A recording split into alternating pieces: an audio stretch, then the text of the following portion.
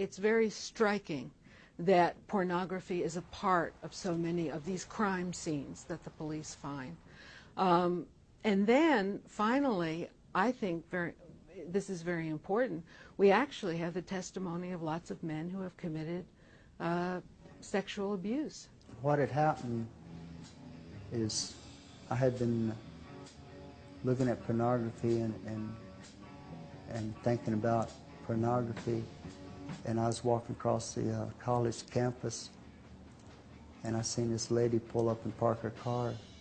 So I got in her car and hid out in the back of her car, and then when she came back out, I came up over the back seat and put a knife to her throat.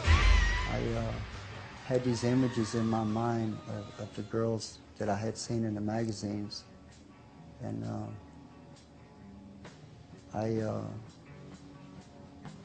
forced this woman to perform oral sex on me, which I had seen being done in the magazines. I had a real vivid image of the girls had smiles on their faces and stuff like that. And when, even though the woman that I was raping was crying, to me, I had these pictures implanted in my mind, and I didn't see the pain and the anger and the hate that I was putting her through. All I could see was these smiling faces.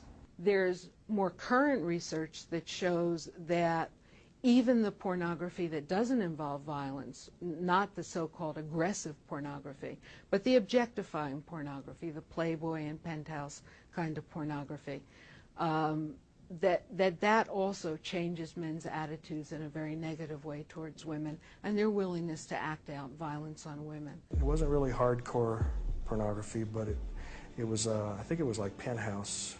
I remember I was trying to get my victims to enjoy it like I was. Give them the mindset, well, look how good this is. Doesn't this look good? I felt like it gave me a little bit more ability to do a little more explicit acts with my victims than if I wouldn't have had it. To prolong the assault, yeah, I remember that. That it did prolong a lot of the assaults. I'll bring them over and we can look at them. It made it more intense. Think you'd like that? A lot more intense. It made it more violent, too. Violent in the way I didn't care. I didn't care what I did to anybody.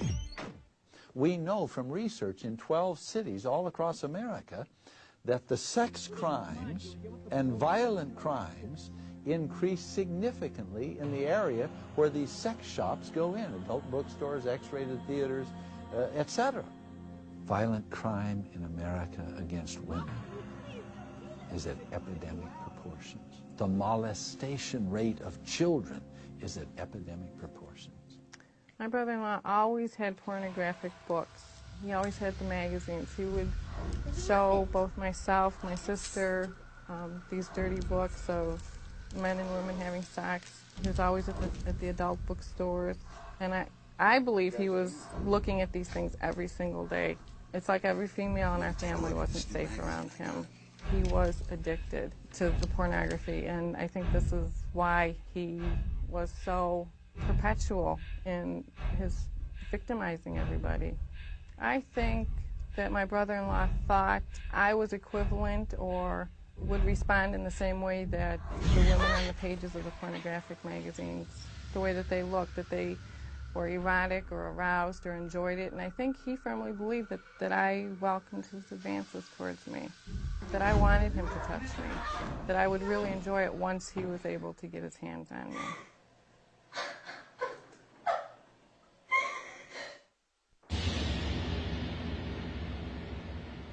It's clear that the most disturbing issue of pornography has to be its long-term effect on society. And if you think that pornography is too prevalent now, well, just wait. Virtual reality, digital delivery systems, interactive TV, they are all on the horizon. Currently, we have millions of young men consuming hardcore pornography on a daily basis. As they get older, how is this going to affect their relationships with women? And the larger question, how will it affect the community? What will the future hold for women who are raised in a society where they are dehumanized by a multi-billion-dollar pornography industry. An industry that portrays them as sexually aroused by humiliation, exploitation, and molestation. As a child, I just hid out inside myself. And what that meant was, in school, my entire grade school experience was about trying not to be seen. I remember being on the playground, for example, and watching other children playing, but I couldn't really play. Just couldn't play. The assumption for me, and I'm not alone, is that I was so bad, I was so tainted, that I couldn't let anybody know. As a society, we have yet to reach a consensus regarding the effects of pornography, or what we should do about it. On the other hand, the pornography industry isn't waiting around for our verdict. They will continue to mainstream their products into our communities. They will continue to wield more social and political power with their enormous profits.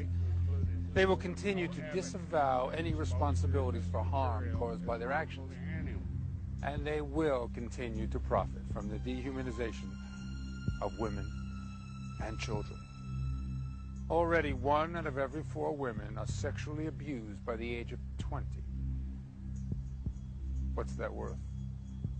What are the consequences if we continue to allow pornography to saturate our communities and influence our children?